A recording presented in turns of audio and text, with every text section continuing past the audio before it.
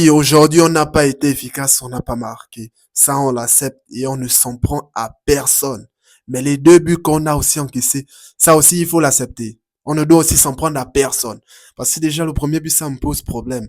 Dans la surface, au positionnement de Koundé. Par le positionnement de Koundé, j'ai l'impression que Yarzabal, il était invisible. Je me dis, il y a aucun moment Koundé s'est dit, ah, il y a un joueur derrière moi, je vais essayer d'aller le gêner, peut-être gêner pour éviter qu'il nous mette un but. Parce que si ce but-là rentre, on va avoir du mal à légaliser, on aura du mal à légaliser. Non, il a totalement oublié qu'Oyarzabal, il était derrière lui. Oyarzabal qui te met un but. Johan Garcia ferme totalement l'angle. Mais c'est un problème. Ça montre à quel point le dieu du football n'est pas avec nous du côté de la défense. Ça montre à quel point notre défense pue la merde. Mais le deuxième but, regardez-moi le deuxième but. Johan Garcia est abattu et il y a plusieurs joueurs barcelonais dans la surface. Il n'y a aucun qui se dit, ah tiens, on va essayer de couvrir les poteaux parce que Johan Garcia, il est par terre, il peut pas se relever pour éviter que le Real Sociedad ne marque un deuxième but.